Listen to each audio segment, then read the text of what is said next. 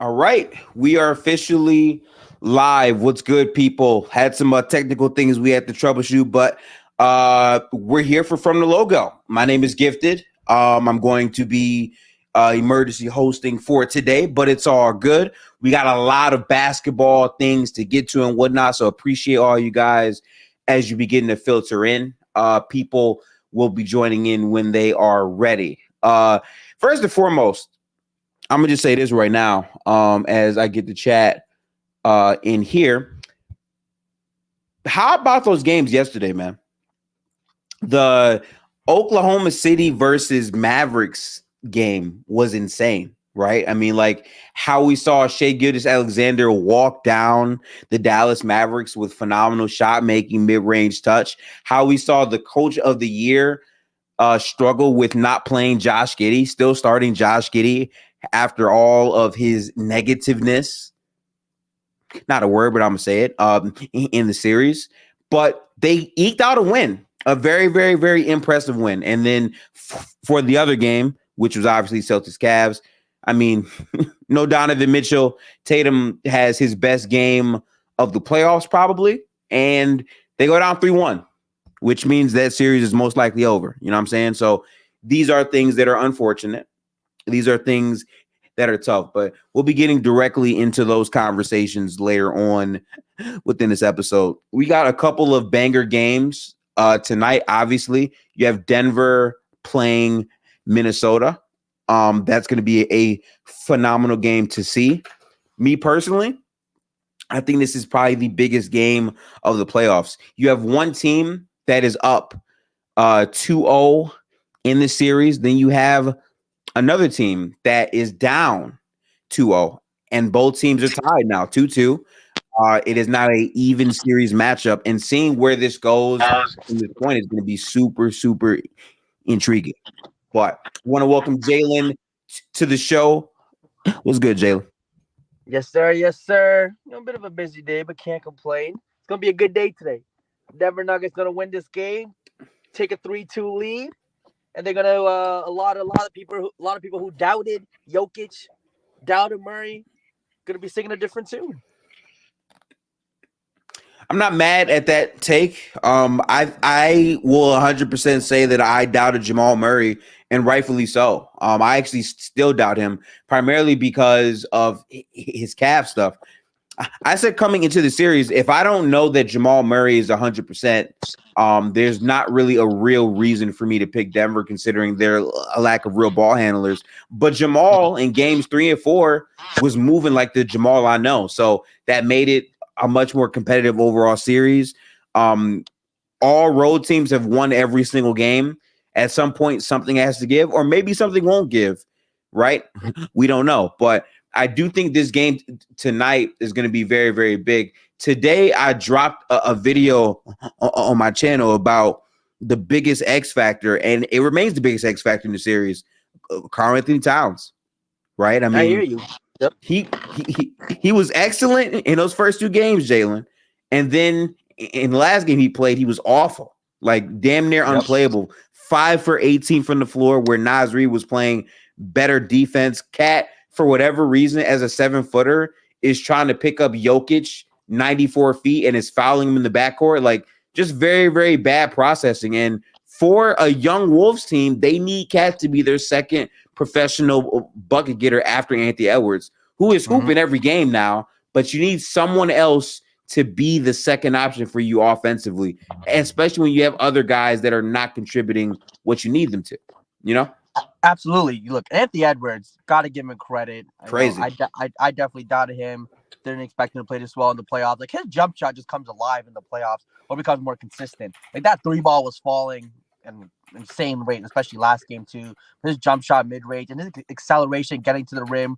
Denver really has no one there to stop that. They definitely have to figure that out this game. Whether that's I don't know. Aaron Gordon probably did the best job as an individual defender against him, and Caldwell Pope is fine. But if I were them, I might even just double team him at the top and let somebody else beat us, because it's just been so much only Anthony Edwards, and like you mentioned, Karl Anthony Towns, with him struggling, man, they need someone else to step up for them. But the guy I think that's really kind of stepped up this series offense and defense, Aaron Gordon.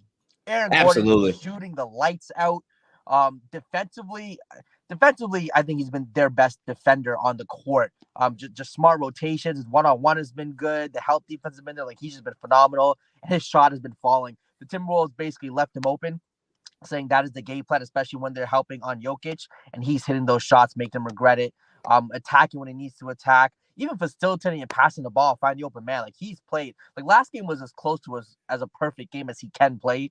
Rebounding, scoring, everything, right? I mean, he was phenomenal. So, I mean, again, do I expect him to play perfect this game? No, but him kind of continuing that is big. Shout out Jokić. We understand after the first 2 games, the big narrative, he can't handle the physicality. He can't play in the 90s now. He's not Weak narratives and all that. Yeah. 100%, right? And now, look, he manned up, and he's definitely playing and understanding how to play against the physicality.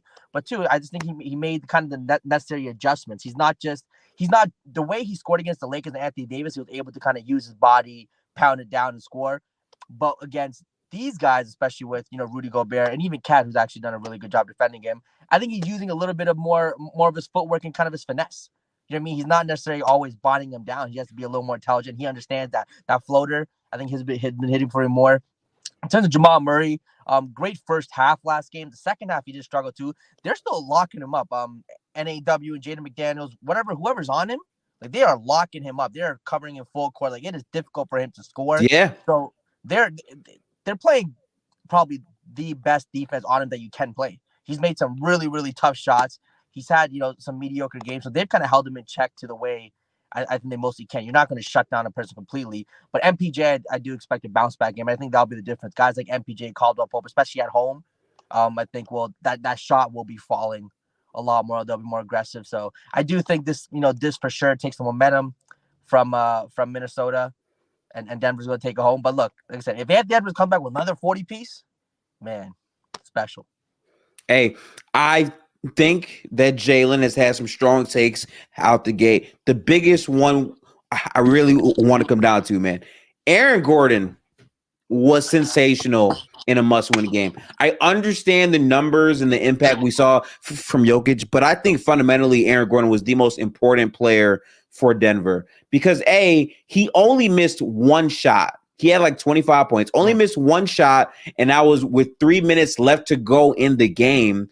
And he was doing everything Jokić could do in terms of facilitating, getting guys the ball, making the defense collapse and making the right read, plus rebounding, and more importantly, doing what Jokić can do, which is play phenomenal defense on the perimeter and the interior. On one play, he's guarding in. On the other end, he's on Karl Anthony Towns, really getting in his head, making him turn the ball over and drawing offensive fouls. Aaron Gordon was all over the place. And especially in the non-Jokić minutes, he was a big part of why Denver was able to survive. So Aaron Gordon absolutely deserves a ton of credit because in those first 2 games, a big part of why Denver looked outmatched is because they found a way to neutralize not just Jamal Murray, but also Aaron Gordon, making him less impactful. I think the big adjustment Denver made is they put the ball in Gordon's hands more and had him involved in a lot more actions, and he was able to really make a living off of that in that final game 4 we just saw. So he was a very, very important piece. Also, another player that I wanted to highlight, Jalen, Justin Holiday, man. The effort he gave them off the bench, they needed that. Important baskets for them. Yep. And even he just had like those kind of like when a guy hits a 3 on you, it's like, damn. You know what I mean? Like, he just kind of hit like the gut punch threes. He had a couple of gut punch threes where it's like, damn, you just hope he missed because you want him shooting versus other guys. He just hit those threes. You're like, damn, that's going down too. It's going to be a long night for us. So, yeah, their bench in general last game, I think, played really well. I think they outscored the Minnesota bench too. The Minnesota bench didn't quite show up. So he did solid. Who was it? Christian Braun. I think did solid. Yeah. So, I mean, look, Denver, they're still kind of their starting lineup heavy team. They still need most of their production. But anytime they can get anyone from the bench, I think it'll be solid. I do wonder, though, if any adjustments that Minnesota will make in terms of, defending Jokić today, maybe more of a heavy double. Maybe they're going to try being really physical in the first half of the first quarter, see what the referees kind of let them do, let them not. Because, it is kind of do or die. Maybe for both teams. Because if Denver loses this game, then they have to go back to Minnesota. They lost 2. it'll be tough. Like this is almost like a game 7. You know what I mean? Where like the team that wins this game is going to win the series, I think 70-80% of the time. So big game for both teams. Big game. And I said this, I feel like as soon as the series tied, I now feel like this series is going 7 games. I wouldn't be surprised if Denver wins at home tonight and then in game 6, Minnesota wins and it all comes down to a game 7. Or if the road teams keep winning until game 7. I wouldn't be surprised. I just feel like the physicality of the Wolves and the adjustments that they can make, they have the bodies and depth to do it. They just have to get back into the match. It's a back and forth playoff series, and Anthony Edwards has found a ton of success. I think he knows exactly how to be productive versus this Denver defense where he's not settling. He's getting downhill. He's finding his pull-up shot. He just needs the rest of the team to come with him. If I am making adjustments for Minnesota, listen, I love Kyle Anderson, but I'm probably cutting all of his minutes. I'm getting Naz Reid way more minutes because the size and the shooting you just need more of. They got to get more athleticism on the floor consistently. You wouldn't play all 3 together, though, like Cat, Naz, and Gobert? Honestly, I'm not mad at that lineup, though, because that amount of size with Jokić on the floor, the wingspans are going to make it hard for them to get clean reads off. And also, it lessens the amount of Aaron Gordon mismatches he can find when you have 3 big guys like that out there. That would definitely be an interesting lineup. I mean, they haven't done that lineup yet this series. Right? I don't think I remember a time when all 3 were out there together. That would be interesting to see. You know, if the coach can, make that adjustment or even give it a shot. Obviously, I think on the other end, I mean, look, I think Naz Reid is mobile enough to stay in front of some of these guards. They'll definitely be forced to kind of guard some of the guards. And, I mean, they can't really attack the basket because Gobert or Cat, somebody will be there having 3 weeks on the floor. That would be an interesting lineup. I wonder if Minnesota does do that. Might be something to try for sure. But definitely adjustment that I can definitely see them making and definitely trying. Would be interesting to see. But, look, Denver, man, at some point the home team has to win, right? Like it's just sure. The home team has to win. You're in Mile High. You have the altitude plus that you're used to. And for the most part, role players play better at home. So I expect, the bench to come out again. MPJ coming off of a poor game, him to play better. And usually role players play worse, on the road. So Minnesota role players, if there's any time for Anthony Edwards to get help, it usually would be in those home games. But I guess we'll see. Yeah. I mean, we'll see. We had to recap that series because, again, it's been some time since our last episode, and it was a crazy, crazy game on Sunday that came down to the wire. Literally, Anthony Edwards played all but 3 minutes, and in those 3 minutes, the Wolves were a minus 13. You know what I'm saying? So seeing that's very tough. Seeing what that turns into for their game tonight is going to be very enjoyable. But I do think it's time to also give a full recap to the 2 playoff games from yesterday. I want to start with Celtics Cavs because I think that's quick. That series is done. I don't know if Donovan Mitchell comes back or not, but the fact that he missed the playoff game knowing he wants to play is a very bad sign. They're down 3-1. Garland had his best game of the playoffs, but even then, he took 27 shots to try to score 30 points. He just hasn't been good all playoffs long. And I just feel like Boston just has too much, man. It's hard to match up for Tatum and Jalen Brown. And even though they still almost lost that game, that's just what Boston is going to do. They're going to leave the window there, but they're always going to wind up closing the door eventually. And that's what this series feels like. Just, a overall series that should have been a sweep, but Boston isn't good enough to fully close it out consistently. So they're going to give you a game. But I had Boston at 5, and I believe that's exactly what the series will be. I mean, Boston, known to play down to teams. Great effort by Cleveland, almost trying to steal this game home. Yeah. Harrison, Verge, Strus, Garland, Mobley. I mean, they all played relatively well. Couple possessions where it goes the other way. They make a bucket. Boston doesn't. They could have easily won that game. I do think it's interesting if Mitchell and Jared Allen were healthy, man. I especially the Jared Allen. I just think Jared Allen would have absolutely crushed him on the board. No, Jared Allen would have gave them so much. Yeah, so many problems. It would have been such a fun, interesting series. But yeah, like you said, for Mitchell to miss this game, his injury has to be pretty serious because he's not the type of guy to just sit out. It's for sure something that I think he'd miss multiple games, missing one game then coming back. unless, it is a do or die game. He kind of pushes it and see if he can play, but probably leaves in the first quarter. But yeah, Boston just too good. Too many weapons, too many pieces. They're still missing Porzingis too, right? So that's the thing that's kind Yeah. of holding them back from their full potential. But yes, Boston should kind of win this series and have a relatively, get some rest and be ready for the Eastern Conference Finals, which honestly might be easy for them too, the way the other two teams are looking. Yeah, and that is the main event of the show that we'll be discussing after that. But that's really all of the energy I have for the series. Tatum is still having moments where he is completely settling, but it just doesn't matter because his defense and the rebounding is enough to bridge that gap.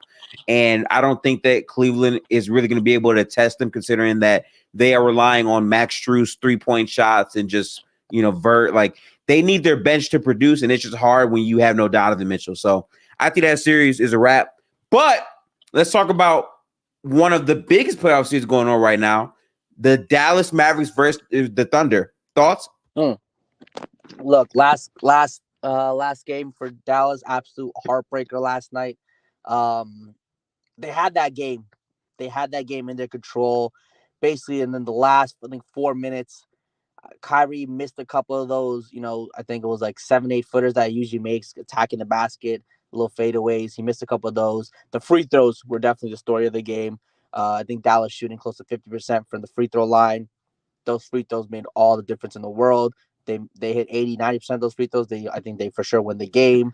Luka not being 100% definitely hurting them. His inability to kind of get to the rim and finish at the level that he's accustomed to, especially when the shot's not falling. Usually when the step back three or whatever is not falling, he can get to the rim, he can get to the foul line, things of that nature. Not quite able to do that with his knee. PJ Washington didn't have the huge game that he need to have when Kyrie and Luka aren't on their kind of scoring barrage. So that was that. But hey, look, SGA showed up in the clutch moment, hit some big shots. SGA did his thing. Chet hit a huge clutch three. Defensively, dude amazing. His ability to contest without fouling, one of the best in the league with that. Chet's been doing his thing. Great kind of ugly team win for OKC. Some other guys weren't playing 100%. Giddey still looks terrible. Jalen Williams still, not playing at the level I think we know he can. So for them to win that game, not playing at their best, definitely, great for OKC. And again, I think this series probably goes 7. Just because I think the Luka injury definitely kind of hurting them too, but also just kind of two evenly matched teams. Yeah. I have a lot to say about this game. So first off, shout out to OKC, man, because going down 3-1 is just a tough spot you don't want to be in, no matter how good your team is. That was a big win for the Thunder last night to even up the series. A lot of people thought that Dallas would take both games, especially if PJ Washington is going to keep averaging 27 points a game in the series, which is the main reason why they were losing before. But there's so much to unpack for Oklahoma City. I want to begin with Dallas, though. PJ Washington, he had 21 points in this game. He shot 7 for 19. He had 20 points in the first half. He basically scored like only one more point for the rest of the game. The rest of his shots simply were not converting. He took 11 threes and made 5 of them. He only made 7 total shots. So his twos were not falling. He also shot 2 for 4 from the free throw line. Jalen, I could not agree with you more. The free throws literally decided this game. Dallas shot 12 for 23 from the free throw line. And as good as it was to see OKC really mount that comeback, if Dallas doesn't shoot 52% from the free throw line, we're talking about like a much harder series to really gauge, right? Instead, Dallas makes those mistakes. And Shea, I can't say enough about this Thunder team, because down the stretch, when it was 5 minutes left, which, by the way, you can criticize their head coach for this. There's no way in a game of this magnitude I'm still starting Josh Giddey at this point into the whole thing, Jalen. I just can't do it. I can't continue starting him when he's minus 33 in 33 minutes. I can't do it. Yeah, 100%. I'm with you. I think at Kayson, I think that's the name of there. Kayson Wallace, get him in there. Maybe him, give him the minutes. But you definitely don't want to start Giddey. It's just not the series for him. Giddey against the Dallas team, he's getting exploited every single time defensively and even offensively, not giving you much because SG and Jalen Williams just have the ball in their hands so much. Giddey's not shooting the ball well. He's not playmaking, passing. Like, he's really not giving you anything. Even the rebounding hasn't been great. So he's really not giving you much. Definitely time for a change. I wonder if they'll do it, though. Sometimes, coaches are kind of worried to change up that starting lineup, especially when you're coming off a win, right, in the playoffs.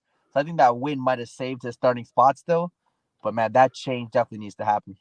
Yeah, and I say this mainly because I've seen it way too many times now. What's happening in these games is they're playing Giddey, but then in the second half, they're severely limiting his minutes. Josh Giddey played all of 12 minutes for the game. Most of those minutes took place in the first half. In the second half, he barely played.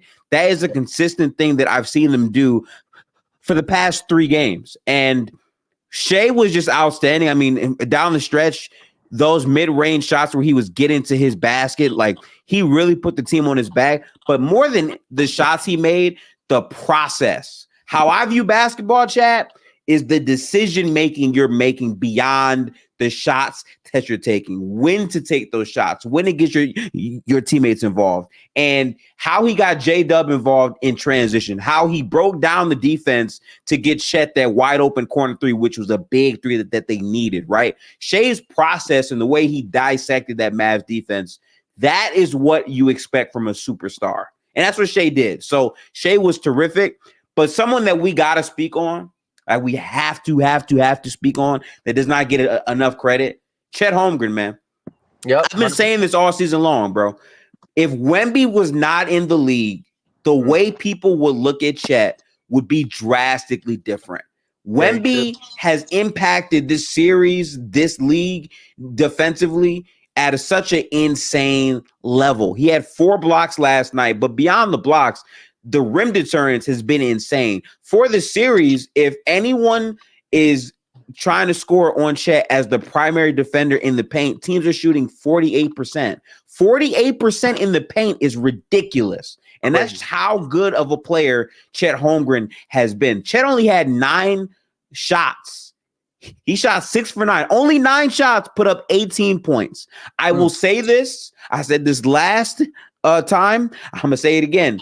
OKC has to find a way to diversify their shot profile more. Chet has to be getting more shots. That trailer 3 was a massive 3 that he hit, but I feel like they got to get him going more. I understand that J-Dub is more of a downhill threat. He shot 5 for 19. I think J-Dub's probably better than that, but I really feel like they got to get Chet going more, because vertically, if they get Chet going as a perimeter threat more, it's going to compromise Dallas's front court, and they're going to think twice about running the double big lineup, in my opinion. So that's what I want to see them really try to make a change and a shift towards. But overall, great game for OKC. Kaysa Wallace came in and played some very important minutes. He played phenomenally well. They finally started to play a bit more of Kenrich as well. He played 8 minutes. I just feel like for the Josh Giddey stuff, once they make those adjustments, this team is going to do what I thought they could do. Initially, my pick was OKC in 6. I'm going to stick with that, but ultimately, we'll see what happens. No, 100%. I agree. I like that Chet take. Like you said, if Wemby wasn't in the league, he would be held to such high regard. Wemby coming in and having a kind of all-time great rookie season for sure, I think is hampering the excitement people would have for Chet. But look, Chet's going to be one of the future faces of the league. I think he'll be right there with Wemby for Defensive Player of the Year talks, MVP conversations in the future. Like, he's going to be right there once he kind of learns how to create his own shot, which I think he struggles with a little bit today. Definitely still kind of relies on teammates. Chet's going to be a huge problem. You're muted. I did mute myself. My bad about that, L host. You do have a slight echo, Jalen, just so you know when I'm talking. But yeah, outside of that, bro, great game. I can't wait to see what this series turns into. I do want to focus on this. And again, I'm not a Kyrie hater. I did like the passing that I saw from Kyrie. I thought that was overall good, but the scoring simply wasn't there. Kyrie shot 4 for 11 in the game, barely took any shots. like mainly took shots at the end of the game, was kind of a no-show from a scoring standpoint, but he had 9 assists. I feel like Kyrie's floor game should be praised because his passing was getting a lot of those bigs going. Only had 1 turnover. Luka had 18 points, but he took 20 shots, 6 for 20 from the field, 2 for 9 from 3. 4 for 6, missing crucial free throws down the stretch. That was pretty bad. But he had 18, 10, and 12. It's crazy that Luka can triple-double, and I can feel like he was awful because it didn't feel like he was. Also, he had 7 turnovers. 7 turnovers, 4 fouls. Not great, but obviously we know that Luka isn't 100%. But regardless, they're relying on Luka to be a great player to beat this Oklahoma City team. And even though Luka and Kyrie play bad, if PJ isn't hitting these shots, this team looks completely different. So I think it is impressive structurally that we saw this Dallas Mavericks team with the lack of firepower still hang in the battle and go the distance with Oklahoma City. I do believe that was a pretty good thing for us to see. I would say this, though. Moving into the next matchup, which kind of brings us to the overall main event, Knicks versus Pacers. And are the Knicks cooked? How does the series look, Jalen? I want to get your thoughts. Yeah, so for me with the Knicks, look, they're just with the OG injury right now. Bojan's still hurt, right? I believe Bojan's still hurt. Yeah, Bojan's still hurt too. The reliance on Jalen Brunson to kind of create opportunities for everyone else and score the ball. And then secondly, even Dante DiVincenzo, it's so tough for them to kind of just score easily. It's just Josh Hart is not a reliable scorer. He's a guy who'll give you effort. He'll give you, he'll give you a guy that's never going to take off plays. Oh, Jalen, are you there? I think Jalen got cooked, unfortunately. I will carry the floor while Jalen isn't here. I'll put him backstage for now.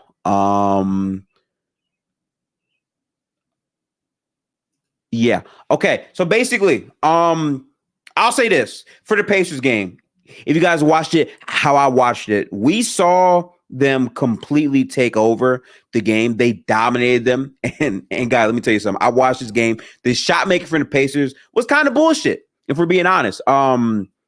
They were hitting insane shots. And when I say that, it's like it was reaching a level where it's like, how are you scoring 41 points in the first quarter? How does TJ McConnell drop off everyone in front of him with a double-double in lesser minutes? TJ is like TJ is just so good. He is so good. Hooper, right? Yeah, absolute hooper. I mean, you could like the way TJ's been playing, absolutely phenomenal. He's been the guy who I think he's probably their best defender against Jalen Brunson too. Like he's really staying in front and making it work. I love TJ McConnell and his decision making with the ball. Like Halliburton's decision making with the ball this series, a little bit up and down. Like the shots been falling more, but his passing hasn't been where it needs to be. But the Knicks need to find a third guy. Like Dante, I trust, he'll definitely score. Jalen Brunson, 35, 40, whether it's efficient or not, I think he has no choice. He has to chuck. But who's that third guy for them, do you think, with the injuries to OG and Bojan? I mean, that's the thing. It has to be Josh Hart. And my thing is, it's a lot better saying, oh, Josh Hart, wow, he put up 20 points. That's great. But it's different if you need Josh Hart to have 20. If you don't have any OG who can give you 12 points to be yet another stopgap, it really changes how good this Knicks team is. And I think the way that they got blitzed is a prime example of that. Like, I just think overall, for them to go that far into the playoffs, they had their depth without Julius Randle. Their depth with OG, Brunson, Hart, and all of their guys, even with Precious playing key minutes there, was huge. But now that they're like 4 guys out, it's going to be very, very hard. Now, do I think that they get blitzed like last game? No. But I do feel like the pace at which the Pacers are playing is so different because the way that you knew game 1 was over, Jalen, is when I saw TJ McConnell catch the ball, hesitate, and actually shoot a 3. He's allergic to shooting 3s. But the fact that he shot the 3 showed you the confidence and the poise that he felt in the game. And more importantly, because the Pacers are such an explosive offense, the Knicks have to answer that with quick baskets, and they just can't really score like that or keep up with that same pace consistently if they're going to be this level of undermanned. It's just not going to happen, right? Like, that's a rough spot for them to try to combat them with. And I feel like because they play such a slower pace where Brunson is slowing the game down, trying to get into his shot pocket, they're just going to get outpaced and outmatched because the Pacers are going to shoot a ton of threes. They have guys who can get downhill and get to the free throw line, and that can be the overall difference maker. Slow down the game. I thought they'd be able to keep up with them, just push the pace and score with them, but that's just not the case. Again, the injuries playing a huge role with that. Man, I still have the Knicks kind of winning this series. That's the team I picked initially, but this series is so much closer than I thought. I thought the Knicks would win in 5 relatively easily. The Pacers having no defense, but even the Knicks defense hasn't looked great at all. So this series might actually end up going 7-2 the way these two are going at it. I do expect Jalen Brunson to have a huge game today. Josh Hart, he might have one of those nights where he's hitting a couple threes, might get you 15 to 20, which is fine. Again, but maybe Hartenstein. I think Hartenstein's the guy who can definitely score, get up some points when they need to. I think he's a guy maybe they might even have to dump the ball off to and get some easy buckets instead of relying on Jalen Brunson to do all the work. Dante DiVincenzo is still more of a catch and shoot guy, so he's not really a shot creator, but I think Hartenstein can definitely get him some buckets. And for Indiana, Siakam's still due for like a 35-point game. I think Siakam is just due, especially with no OG. He should have a massive game. But I'm still picking the Knicks to win tonight and the series. See, I really don't know how to call this anymore because last game Josh Hart had 2 rebounds. If you're telling me that that's crazy. Josh Hart can't rebound the ball at the same level he was before, and also like if his high minutes are finally my bad. Real quick, I need you to mute your mic when I'm talking, Jalen, because you have the echo. Yeah. But if Josh Hart can't produce at a consistent level as a scorer, I think that's going to consistently be just a big problem. And I feel like overall coming in without OG, it's just really going to impact exactly how things look. And specifically, if you're telling me that all they have is Brunson as their primary guy who can score when the Pacers have so many other vast scoring threats, I feel like this is the Knicks series to lose now, to be honest. I really don't see how they're going to be able to consistently keep up with that pace and that momentum if they don't have guys who can impact the game defensively. Like, they're really having to rely on their 8th or 9th man, and it's not looking too great. Now, could they still win this series? Sure. That Pacers defense is one of the worst defenses I've ever seen. And when I say ever, I mean their defense is atrocious, Chet. It's really not good. So I feel like because of that, that's what's going to keep the Knicks in the game. And a Jalen Brunson masterclass is definitely achievable versus this defense. But they're absolutely going to rely on going crazy, trying to get the crowd involved. In MSG, the Knicks fans are going to give them a lot of energy and a lot of passion. And we know more than anything, it's going to be extremely physical. This series has been physical every single game. So to me, that's huge. I feel like for the Pacers, it's going to come down to, can Tyrese Haliburton be a consistent decision maker as a ball handler? He's had moments where down the stretch, his decision making hasn't really been that great. To me, that's going to be a very big test. Jalen, what do you think the biggest X factors are for the Knicks if they want to extend this series and not lose at home? Biggest X factor for the Knicks, I think, is going to come down to, look, I have full faith in Jalen Brunson, him showing up. He's been consistent all year. He's going to get you his 35. The X factor is going to be Dante DiVincenzo. Is he able to give you that 25? Josh Hart, is he able to, 1, bring back the rebounding, because they definitely need that, and 2, the points, and 3, their defense just has to step up. You just can't have Indiana shooting the way they've been shooting. Way too much space. I mean, they're just better defenders. The Knicks are better defenders. Now, again, with the injuries holding them back a little bit, but they have to find other guys to step up and help Jalen Brunson, and also the defense, stopping Tyrese Haliburton, put pressure on the ball, and even Miles Turner. Miles Turner's had quite a few open looks. So I think whether that's Hardenstein or whoever defensive rotation is going to be on him, get your hand up and guard Miles Turner because he will shoot. So it's going to come down to that help in the defense.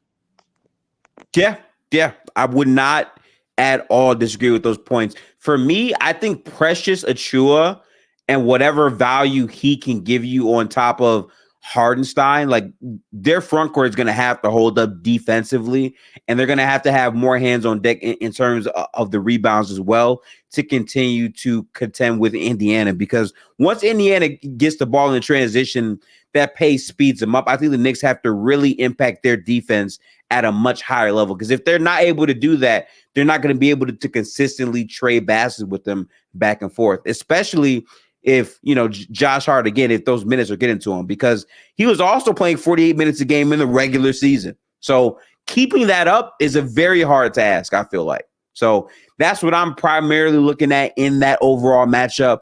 Unfortunately, for both of these teams, I still feel like they're not going to beat the Celtics.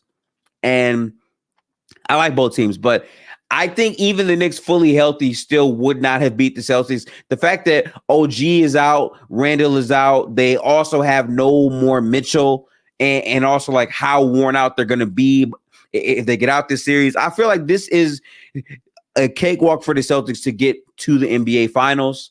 I do feel like that's going to be a thing that happens. Jalen, what say you?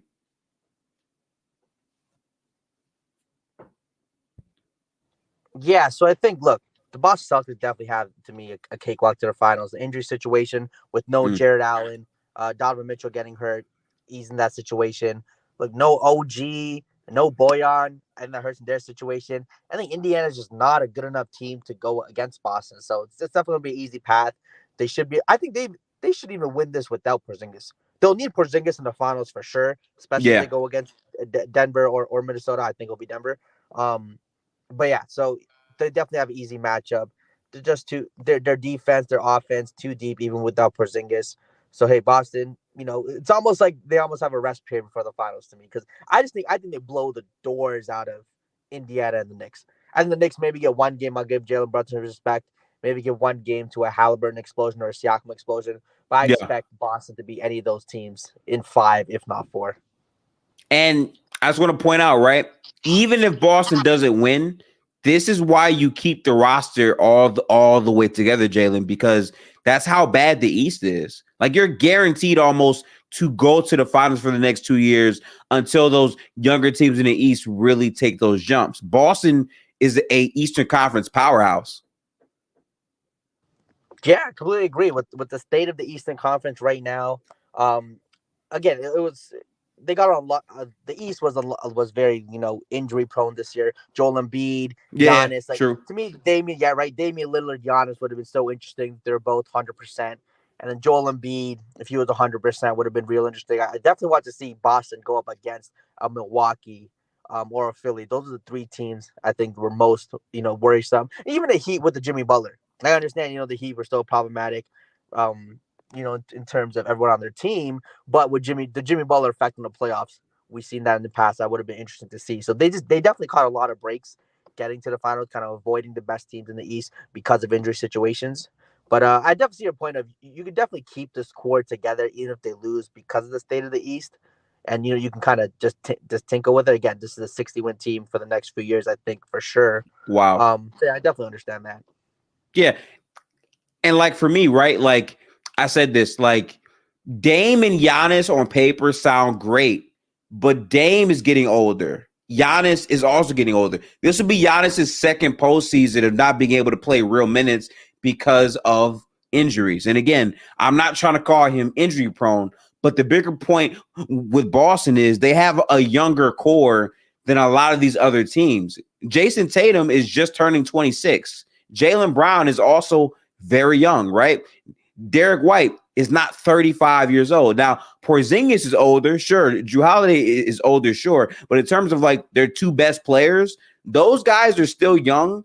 And the level of shooting, passing, and defense that this team has is why they're going to continue to be a consistent powerhouse. I think with all of the other teams, if you look at the Bucks, even with Dame and Giannis, as good as those 2 players are, we still question the roster around them and the fit of those players and how they're going to age. I don't think with Boston, we really question how they're going to age in these next 2 years. considering how stacked they are, means that even if players aren't going to be as good, that just means, okay, more shots for Tatum and more shots for, Brown. Like, they have more guys who can fit in, especially with the guys that they can add in these next few years. So to me, that really speaks to the genius of the roster construction for the Boston Celtics as well. But I'm curious. Yeah, no, completely agree. My bad. I unmute myself every time I stop speaking. So, yeah, I don't want to echo. Yeah, no, I understand the roster. Look, I was a huge fan of Brad Stevens. Even when he was in college at Butler, he was a coach. That was a phenomenal coach, but he's even been, a more phenomenal president of basketball operations and president and GM. Right? He has both roles. Yeah. So he initially was the head coach, and now he's in charge of making the team now. Yeah, exactly. Yeah. So, I mean, I just think he's a brilliant mind. Understand what this team need. He's made every right decision. Shout out Derek White, Drew Holiday, Porzingis. Like, he's built this team, I think, so perfect around Jason Tatum and Jalen Brown, who are they're kind of the core guys. So, great future ahead of them too. But I mean, at some point, you do say, like, they keep losing, keep them together. But at some point, it's like you have to win, right? At some point, you got to win. Yes, absolutely. So it's like this year, if they lose, like, if they lose to Denver, I mean, okay, they're losing to, quote unquote, maybe a dynasty, right? An all-time great Jokić. Okay, and the year after that, like, there's a lot of teams in the West. Like, if they lose to OKC, who's coming up? Does Chet take a jump? This and that. A lot of great teams in the West. Yeah. It'd be interesting within the next 3 years if Boston doesn't win and they're consistently first in the East. How will be interpreted? Yeah. So I can't wait to see exactly what that looks like, and also what position that's going to put Joel Embiid in as well moving forward. I'm very curious about what will overall happen with that. Join Boston? Do we get Joel Embiid to Boston? Oh, that's disgusting. No way. There's no way Joel Embiid goes to Boston. I can't see it. I've seen crazier things. I mean, look, Joel Embiid wants to win. He's 30. Like, he'll be in his 30s. You put a center on Boston. Man, I wouldn't be shocked. I just wouldn't be shocked. If he would have to go as a free agent, though. I don't think they're going to trade him. I don't think they're going to have the cap to do it, though. It'll definitely be a cap space thing. Yeah, I mean, somebody might have to leave. The cap situation, I definitely understand. Yeah, it would be tough. We'd have to wait and see. Yeah. But that's definitely a situation we're going to have to monitor, because, again, we're not sure of what's going to happen with Joel Embiid in this season, let alone if it goes to a whole other season. So I am kind of curious about those things. But taking us back to the West, if Denver is able to make it out of this playoff series, do you believe they're going to the finals? I think, yeah, without a doubt, it's going to make the finals. I think they beat both OKC and the Mavs. I just think those guys aren't equipped to handle Jokić with their big man rotation the way Minnesota is. Minnesota they're kind of built to stop Denver, which, again, having the former Denver assistant GM, I believe, as their GM, getting Rudy Gobert and all that, it was definitely for Jokić and defensively getting the players that they have, I think, was kind of built in some ways to try to stop Denver the best way they can. So Denver, I think they're on their way to a second title, and starting dynasty talks if they have to come back, especially come back from 2-0. All the talks that we heard, it'd make for quite a story, and then we'll have the legacy talks, the all-time talks for Jokić to winning 2 rings, 3 MVPs in 4 years. Those are 3 MVPs in 4 years with 2 championships. How many players have done that? I mean, if we look it up, maybe LeBron. I think did Larry? Very few. Yeah, very few. We're talking all top 10 players, I think, who have done that. So it would be special. Yeah, I personally feel like this battle between them and the Wolves is the Western Conference Finals. I know that might sound very disrespectful, but I truly feel like if the Wolves are able to beat Denver, they're going to be well equipped, and they're going to have a mismatch versus either the Dallas Mavericks or the Oklahoma City Thunder. That's why tonight's game is so important. But I do feel like Minnesota could go on that run. And I'll be honest, from a viewing perspective, Jalen, I think Minnesota versus Boston would be a very fun playoff series to me. I would love to watch that. That would literally be Jason Tatum versus Anthony Edwards, all of that. I think that'd be fun. That'll be fun too. Real hoop lovers like you, great defense. I get the Tatum at the end, but I just think it'll be like an 85-81 series. I just think Minnesota, Yeah, I can see that. they're very equipped. You know what I mean? It's going to be such a throwback. And again, to real hoop lovers like yourself, I can definitely see it. For the masses, nah, I'm telling you, the ratings for that final, the NBA don't want that. I promise you, the NBA don't want Boston, Minnesota. I don't think so. Just hang on. So you don't think? Wait. You don't think people want to watch Anthony Edwards versus Jason Tatum? No, I get the star power of Anthony Edwards versus Jason Tatum. I just think the game will be so ugly and in the trenches that it won't result in the casual fan will turn off for a corner and be like, nah. You know what I mean? They want to see the high scoring output, all that. And I wonder. I can see that. Edwards, and him getting to the rim, that acceleration again. I guess Denver looks great. Against Boston, man, that finishing at the rim. Again, they need Porzingis. If they do, with Drew Holiday, Derek White there, Jason Tatum, it'd be different. It'd be different. So I just think it'd be such a game in the trenches. I wonder how exciting it will be to the masses. Yeah. That's actually a really good question. I just feel like if people know that Anthony Edwards is there, I feel like the star power of his name, like bro, think about the run Anthony Edwards would have to go on to beat Denver, then beat Oklahoma City, which means he's probably, right. So Shea, Luka, and or Kyrie, like all three of those players, he will at least have gone through. And then to go to the finals and play Tatum, I feel like from a legacy standpoint, a lot of people will love to watch that. I really believe that. But, No, we'll 100%. The star power is definitely there. Again, I just wonder how people would enjoy an 85-81 game. I legitimately think that would be the lowest scoring series in like a decade, if not more. I agree with that, but then Jalen, in the fourth quarter, it's like, all right, now every bucket matters. Getting it out the mud. Who's going on these runs? I feel you. I definitely hear what you're saying. It'd be quite a series. I'm not gonna lie. It'd definitely be interesting. Yeah.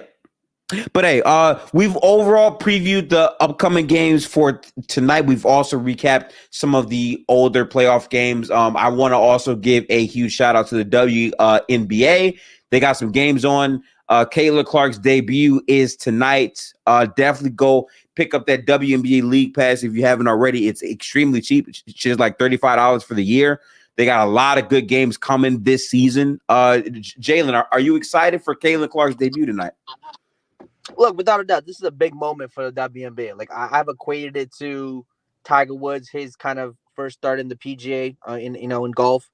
You could talk about Magic Johnson, Larry Bird, what they did for the NBA during that time, really bringing WNBA basketball to the forefront of the masses in American kind of sports culture. People are talking about it. Her jerseys are selling. It's definitely excited. We'll definitely be watching there for sure. And hopefully, look, all the hype is great. She has to live up to the hype now. She has to play well. Hopefully she does. I expect her to play well. I think the game's going to translate fine. So shout out Caitlin Clark. All the eyes on the WNBA. Big night for them. Really the start of a new era. So definitely looking forward to it. Sure, she got a private charter jets now. She crazy. Other players too. Yeah. The motion that she got right now is crazy motion. Crazy motion. I don't know any other athlete that got a league private jets. I don't know any other athlete that's been doing that. They never had charter jets until now. Which, by the way, I want to be clear. I do feel like the W was already trending up, but now getting Caitlin Clark to add on top of that with also Cameron Brink and all of the other stars, I think that is a dramatic boost to the quality that they get to experience. I know that they're still not making like great money yet, but with the expansion teams, which is also another thing that I would love to also discuss, you can tell that this league is definitely on the way up now for sure. Yeah, that next TV deal that they'll get, I think expires in 2 years. Woo! It should be. I think $1 million contracts, like making $1 million a year, might be on the tables. Or I think should be. If the numbers continue to do what they've kind of projected to do with Caitlin Clark, and they'll see it after the next 2 years. Making $1 million a year playing women's basketball in America will be very viable. And that's great to see. Again, you want to see the league improve. You want to see the league generate the revenue, be able to pay their players. And if Caitlin Clark is at the forefront of that, great to see. Yeah. So definitely tap into those games. If you're curious on where to watch, some of the games are on ESPN, but you can find the majority of the games on their version of NBA League Pass, which is called WNBA League Pass. If you haven't watched it, just see what it's in for. They got a lot of good games on tonight and moving forward, but I will definitely be tapping into those games. Also, we have the official NBA draft lottery results. Jalen, what were your thoughts seeing the Detroit Pistons, a team that was like the shittiest team of the regular season this year, do all of that losing just to be the 5th seed yet again? The NBA doesn't want to reward tanking. Doesn't want to reward teams being super bad. And I think it kind of worked out for them because it just kind of shows the league and teams, hey, you can be one of the worst teams. You're not going to get that pick, right? The odds, the way they do it, it's you're not necessarily. It's not going to be 100% guarantee, even like a 90% guarantee. So I think kind of worked out for the league and what they want in terms of competitive for the basketball. Not in terms of Atlanta getting the first pick and how some of these teams. Wow, by the way, how these teams got the picks that they do. It is interesting. I mean, if there was a draft within the last 10 years where I don't want the first pick, this would be the draft. So it will be interesting what Atlanta will do, whether they go for fit, whether they go for the best player on the board. A couple of guys, Alex Sarr, Topic, the Richarde, the other kid from France. A couple of guys who I think, could have upside. But again, a lot of these players, we mentioned this earlier today on the panel too, where all these players, none of these guys are going top 5 in last year's draft. No. Right? They're definitely not. So definitely, bottom end, top 10 is probably where some of these guys would go. So, I think that there'll be a lot of movement in this draft just because of there's so much uncertainty with the players. So I think we'll see a lot of trades in the top 10. Maybe these teams trade that pick for an NBA player who they know who they are, and some teams are willing to take the risk on a guy. I do think there's guys with upside though. Like definitely think, like I mentioned, those guys. Alex Sarr, I think some of the offense, defense, he's still work in progress, but there's still upside there. Topic, upside there. Rob Dillingham, people mentioned, I think a bit of a project. Optimal would be 6th man of the year at his size. Still a project. Richard, still a project. A lot of projects in this draft, so it'll be interesting to see.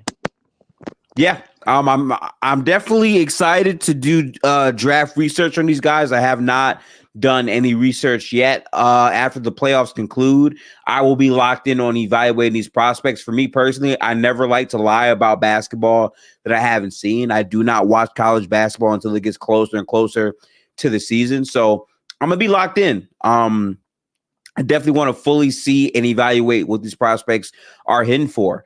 In terms of Bronny James, I feel like there's no way to, ignore that before we get to the final topic of the day. Bronny James making the amount of shots that he was able to make is good, but it really feels like more of a circus act. And I feel bad because his career is being so tied and tethered to his name, LeBron James, more than his game, which is just unfortunate.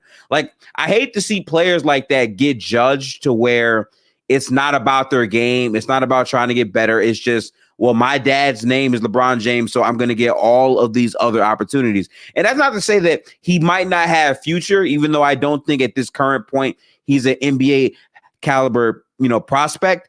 I do think that he just needs more time to develop his talents. And the fact that there was a report saying that there's teams generally interested in Bronny James, not because of his game, not because of what he could provide, but because of the economic and financial boom of having him on a G League team. How if they have Bronny James, he could, give them a ton of success with jersey sales, bobbleheads. Like, it's just an economic thing. And it's very nasty to me because it's so far from basketball. It's just his name is LeBron James, so that's what's going to happen. I really don't like that processing for the league. I don't think it's a great look, especially for Bronny James. But I do hope that for his sake, as he's trying to, establish his name and his career into the league, we see some positive things come out of that. I don't think that Bronny is an NBA player, but I could be wrong.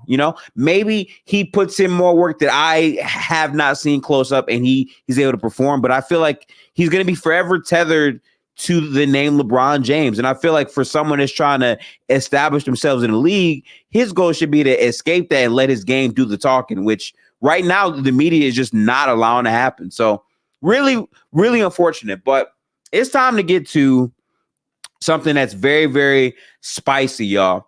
And I'm curious, chat, to get y'all thoughts. I want to see what y'all think. Spam below if you think they should trade or not. The Atlanta Hawks. Jalen referenced them before. The Atlanta Hawks, who have the number 1 pick in the entire NBA draft this year, they have a interesting dilemma in front of themselves. Do they trade Trae Young? Do they trade DeJounte Murray? Do they trade the first draft pick with them or separately to make their roster better? In my opinion, with Trae Young, I feel like the time has run its course with both DeJounte Murray and Trae Young together. I feel like you could maximize your value by trading the pick and Trae Young and DeJounte. To be honest, if you blow it all up completely, I feel like the amount of value that you could get to rebuild that team could be good. I like what Jalen Johnson is as a prospect. He was phenomenal his last year. I think development for him comes further. But I really feel like it depends on what's out there for Atlanta. I just feel like no matter what you do, something has to be done about Trae Young or DeJounte, regardless of who you want to move. Something has to be done. If they bring back the same roster next year, I feel like they're just going to be mid again and stuck in the mud. And then Trae's value could lessen severely off of one season. We know how quickly this stuff changes from year to year to year. So for me, I'm looking to move for sure one of those guards. I might package up that first round pick and we'll see exactly where we go from there. But it's an interesting spot for these teams to overall be in, especially for me as a Golden State fan. They don't have their draft pick this year. So seeing what Portland does in the team that they're going to be able to build with Anthony Simons and also Scoot Henderson in year 2, seeing their progression, how these teams get better, are going to be things that are very, very interesting, right? Even with the Lakers, right? Which is another thing.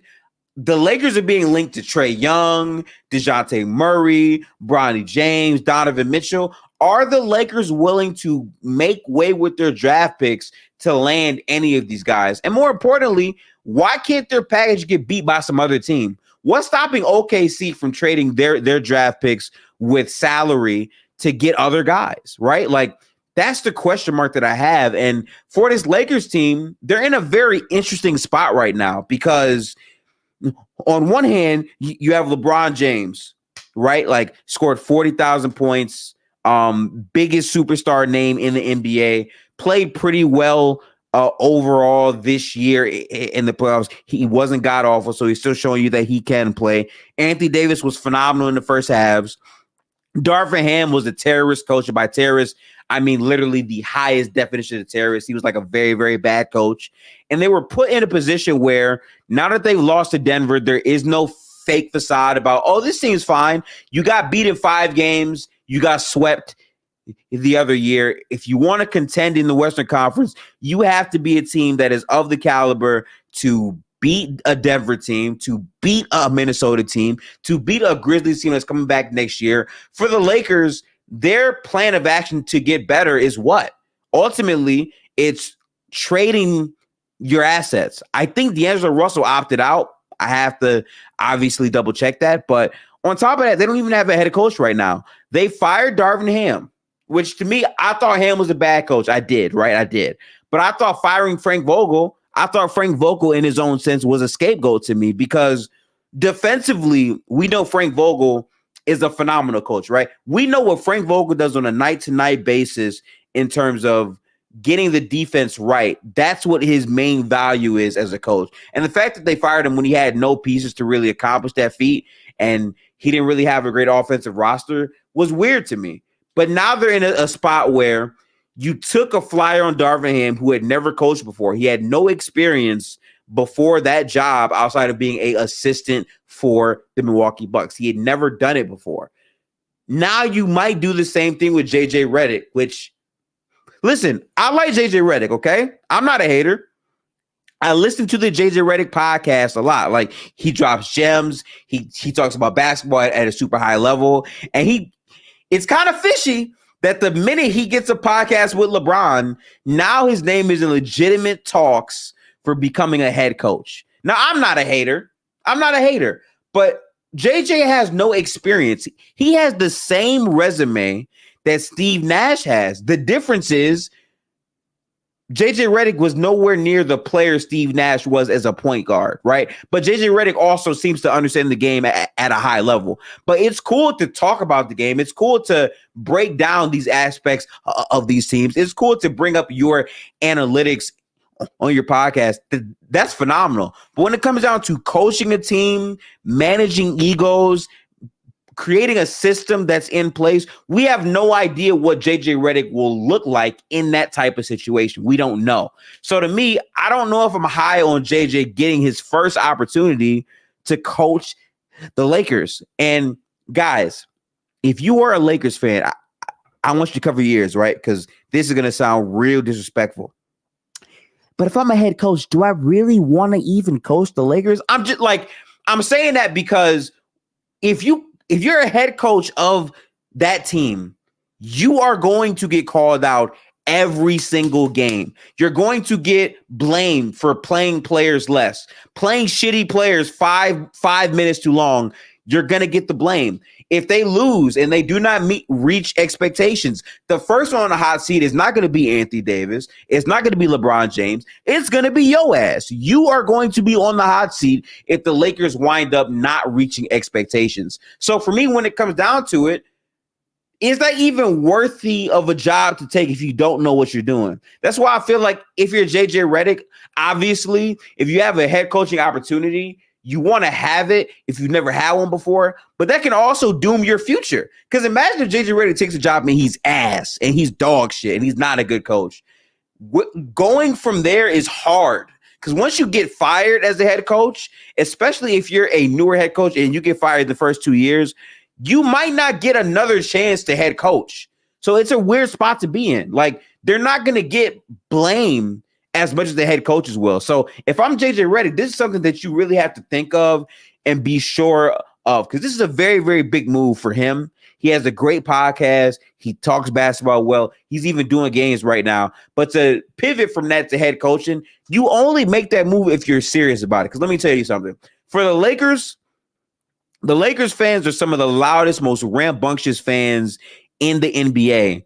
So if you are not doing shit correctly, Lakers fans are going to make sure it's heard. They're going to make sure that it's known. They're going to hyper analyze everything that the head coach is doing on a night-to-night basis. So if you don't have proven, stamps of you being a good head coach, about you being able to coach a good regular season unit, of you uplifting players, right? Being a player coach, understanding how to manage relationships. If you have no track record or history of that, why would I want to hire you? I don't know. But JJ seems to be the front runner for that. We'll see what happens. LA is going to have to make a decision about their head coach soon because they still have a lot of roster issues that they have to fix with the player that they're going to try to acquire and retool with in the offseason, right? So that's my question in terms of what that's going to overall look like. I just don't know. And real quick, here in the chat from Neapolitan Ice Cream, a good name. Someone who has actually experienced being in an NBA locker room will be a safer bet than someone who just knows X's and O's. And that's what I'm saying. Now, to JJ's credit, he's a more recent player where he's been in locker rooms with these players. He's a more current player. So a lot of the players that he would be coaching might have played against or played with JJ literally 4 to 5 years ago. So I think that would help him out. But again, he has no experience. So to me, it follows the same cloth as Darvin Ham. He says very, very good things, but how do you not know that he's going to make good or bad mistakes? You kind of don't.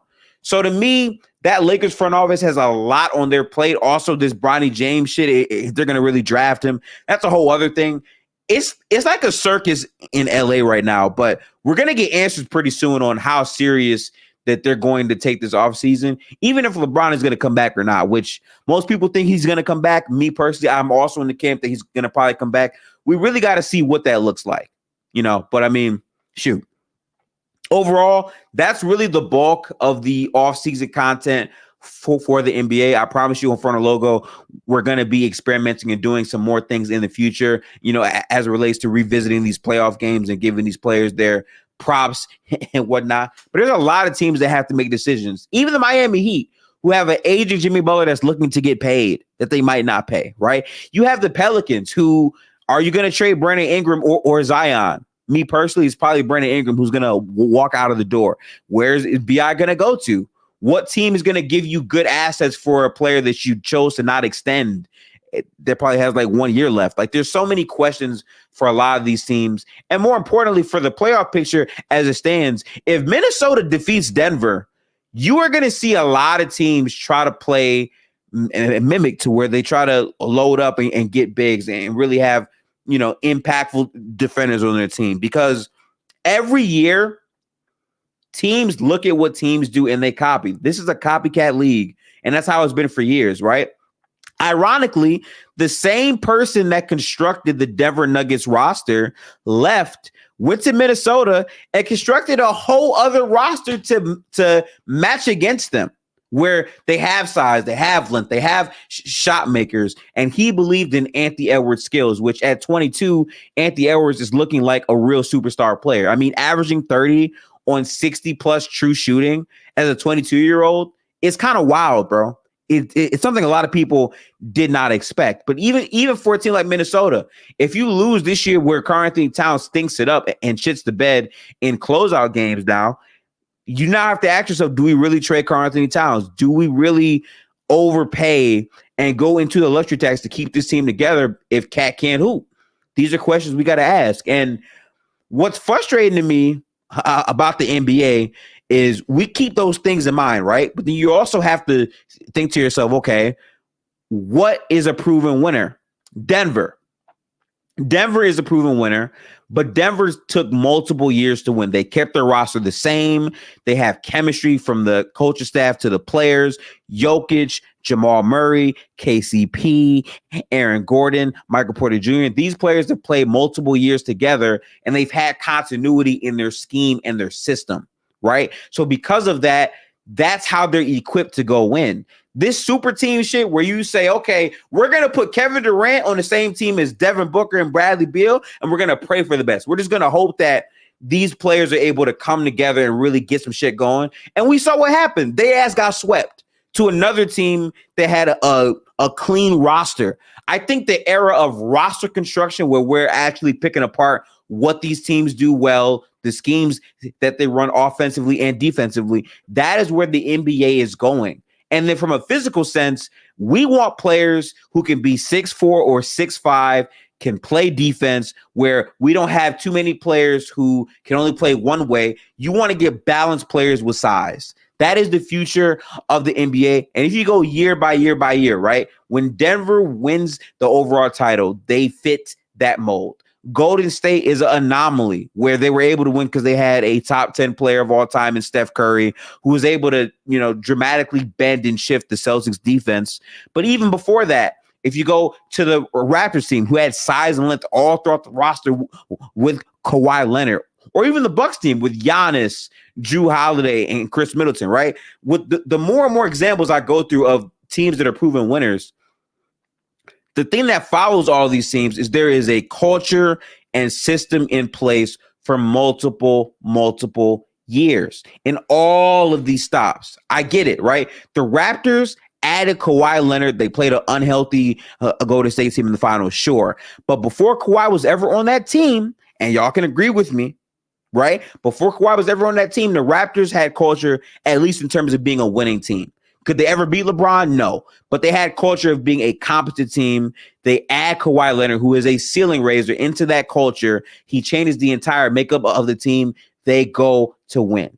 The Golden State Warriors, Steph Curry, Klay Thompson, Draymond Green have played together for multiple years, right? They get a young Jordan Poole who can be in a bench rotor where he's not playing too wild. They go out there and they win their own championship. Right. Again, as I said earlier, Denver, a team that's been together for multiple years, they come together and win a championship. If you look at the current playoffs of the guys who are there now, Boston would be the next team you think of, a team that's been together for multiple years that added ceiling raising pieces, but the core has been intact for multiple years. Maybe they should be up and coming to try to win. Minnesota's only had one full season together, but they have played a lot of games together. Maybe they can go out there and win.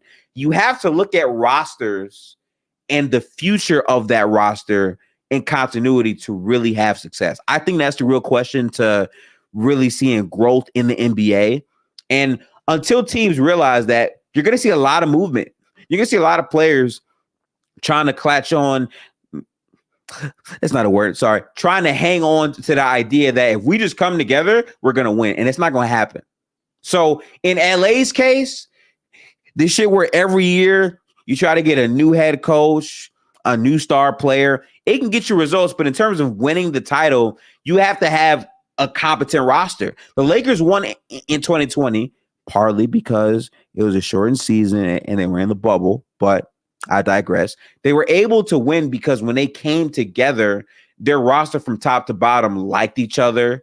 It was good vibes. They could play defense. They had an identity and they stuck to that identity, and they had a very good playmaker and one of the best defensive players we've ever seen in Anthony Davis. That was their winning recipe to winning a title. When you ask yourself who the future champions are going to be, you should look at things like that. For instance, the Oklahoma City Thunder are a team that they have a superstar player in Shea. They have a great roster built around Shea, and they have resources to go and get the players that you think you might need to actually go crazy. I think that matters a lot because when you're looking at the buildup of a team, OKC is one of the rare situations in NBA history where you have a young star that can still age with everyone else. You have a generational player in Chet Holmgren who is going to grow up to be very, very good. Arguably, if he gets opportunity, could be a better player than Shea. And then you have someone like J-Dub, who is a very good player, very efficient, who can grow to be a very good third option in terms of importance to their team with a bunch of resources and picks, right? Because OKC smartly said, we're going to trade our aging stars and we're going to hold these picks to build something. But then you got all these other teams like the Phoenix Suns who said, fuck it, man. We don't care about these picks. Fuck that shit, man. No, let's get KD. We got KD. Okay, let's get Bradley Beal, who's making $250 million, who's injury prone, who barely plays games, who isn't a top 20 player, but fuck it. Let's get him, and let's just see what Bradley Beal, Devin Booker, and Kevin Durant can all come together and do. They ass got swept. Now the Phoenix Suns are in a position where, well, damn, things didn't work out. We're over the second apron. We can't better our team dramatically. We had to overpay for a shooter because if he walks, we wouldn't really have any great role players. What are we going to do? Right? Is this a viable team that's going to win a championship? If they lose again, are we that surprised if KD asks out? Oh, shit, we now have to trade Kevin Durant. Oh, really? Devin Booker. You're going to trade Kevin Durant? I've stayed here for all these years where we've been shitty for multiple seasons, and I've stayed. I stayed through all of that. We got Chris Paul, went to the finals, didn't work out. Got KD, still didn't get back to the finals, didn't work out. Trade me too now. So now the Suns have to blow everything up, right? And when that happens and they wind up having to blow everything up, I'm going to say you shouldn't have chased star talent. You should have went with the younger build to build up and made better decisions. Decision-making is so crucial. And that's why I say whenever it comes down to players or teams, it comes down to the decision-making of the roster and what you're doing to fully maximize those things. Because again, you can bring up talent until you're blue in the face. How many times have we seen talent not work out? Russell Westbrook, LeBron James, Anthony Davis didn't work out. A, they could not maximize that talent because their styles were too conflicting. But B, they did not have a good roster around them to work out. It didn't work, right? With the Clippers, James Harden, Kawhi Leonard, Paul George, that doesn't work because their players don't play. And I love Kawhi Leonard. I really, really do. But the fact that Kawhi Leonard is this injury prone and Paul George is clearly not good enough to hold the fort when he's there, the answer to get James Harden makes sense to put seats in, to pack out arenas, sure. But in terms of actually trying to win a title, if you can't rely on Kawhi to beat Kawhi, which I still feel like Kawhi can play at a high level when healthy, then you can't really rely on shit. Because if you think about it, it's only been one playoff run for a team like the Clippers where Kawhi Leonard has actually been, great all the way through. And they choked a 3-1 lead to the Denver Nuggets. That was a problem, right? They had a chance that season to go to the conference finals and play the Los Angeles Lakers, and they were not able to do it. And in the NBA, your title window, like, people always think it's big. It's not that big. It's not that big. Sometimes it's literally this small. How I know this? Because before the season started, people thought the Suns window was like this. Now it's like, oh shit. Now what happens with the Suns, right? Like these things shift so quickly. So when you're building an NBA roster, try to make it as complete as possible, you want to put it in a place where you can rely on these players for multiple seasons. You can rely on them to build up chemistry and get better with one another and chase greatness together. That's what you're looking for. And that yin and yang balance, a lot of teams aren't really in. A lot of teams are curious about where they go. Golden State. I'm a huge Golden State fan. They're in such a bad spot. They didn't trade Chris Paul during the season. They did not make their roster dramatically better. Steph Curry continues to age. Klay Thompson is cooked.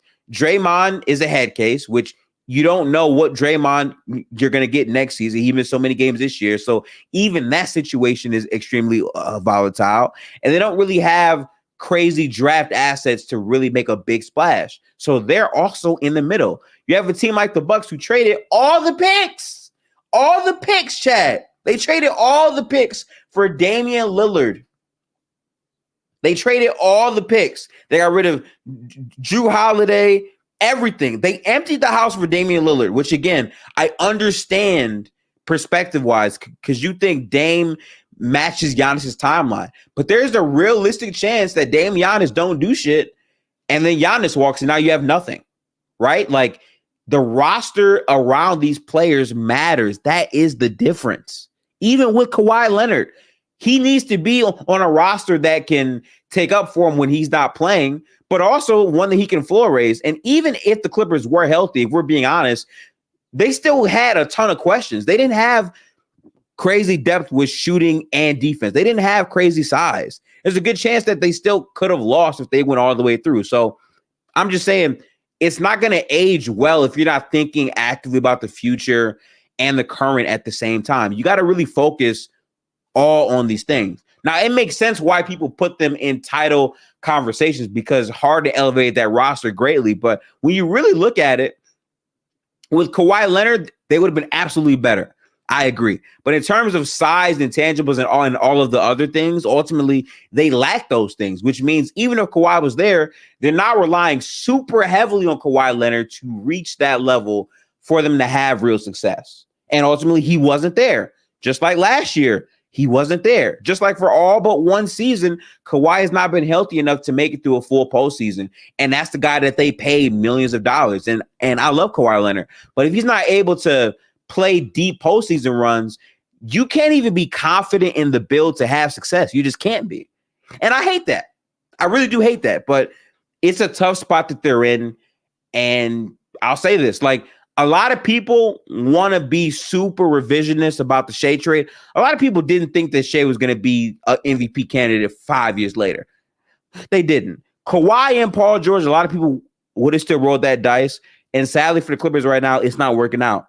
But, think things shift so fast in the NBA. Initially, I thought that this offseason would be a very boring one. But I feel like now with all of the player questions, the acquisitions that teams are going to make, are the Magic going to sign Malik Monk? What do the Wolves do? Is Naz Reid getting traded? With all of these questions for a lot of these teams, I think that's why the offseason is going to be more active than people might really want to think it is. And that's going to set up the path for the next offseason being even crazier with another year of LeBron James and Anthony Davis in the book, with another year of Steph Curry, with another year of Joel Embiid on the Sixers. Maybe he asks out next year. We're going to see a lot of things start to shift as we get closer and closer and closer in these off seasons. So all the if shit about if this player is healthy, if this, if that, you want to build a roster where it's not super depending on if players. You need to have a general baseline of, okay, I know I'm going to get this from this player. I know that this player is going to have success if I create a competent roster around him, because those are the situations that you can have more faith in if you're trying to contend and win titles, right? That's really what it comes down to. But I'll read some comments here in the chat. Maybe the good competition shouldn't get bounced if that's what you think, Brandon. Jokić get control. Oh, so y'all beefing in the chat with Brandon. That's hilarious. Well, hey, overall, appreciate basketball. I say this all the time. Like, you can disagree with takes all day long. That's fine. I just hope that people are actually watching basketball and stand on their takes based off what they watch. We all might view the game differently, and that's fine. But I will always respect someone that at least watches the games and can come with a pretty cool take. For me, we got some good games tonight. The WNBA is about to start up right now. I literally have the Fever versus the Connecticut Sun pulled up on my second monitor. So if you haven't already, go get that WNBA League Pass. Again, it's $35 a month. It's really not that bad. I promise you there's going to be some banger content on there. So definitely lock in on that. Also, I will be doing a live watch of these film sessions of these things at some point. I will be bringing that back to Player's Choice on Playback as well. So make sure to tap in there. As always, it's been your host with the most for this episode. My name is Gifted. You can follow me on Twitch, Twitter, Instagram, YouTube, at Gifted Hoops. My links are in the description box below, and we'll catch you guys with another episode of Player's Choice. It's Thursday today? Hang on, let me see real quick. Is it Thursday or Tuesday? I'm crashing out. Nope, it's Tuesday. So yeah, you can catch us with another episode of Player's Choice on Thursday. Appreciate y'all. I'm holding it down. A lot of our guys got compromised and had a lot of things going on, but we're here to give you guys a quality show every single week. Let me know in the comments about some topics and things that you guys would be interested in discussing in the off season as we continue to, create good content and provide some good things for you guys. Make sure to like the video. It helps us in our journey of creating more from the logo EPs and cool podcasts and all those types of things. I will be locked in. I do read comments. I do appreciate all of the constructive criticism that you guys have for the show and whatnot. But as always, watch basketball, appreciate basketball, and enjoy this time. Hope everyone's having a great day. We got some good games on, so kick back, drink some water, relax, take care of yourself, and lock in. But as always, I'll catch you guys. Peace out. Have a good one, stream. Salute, Player's Choice. We out. I did not click end stream. That's funny. Peace out.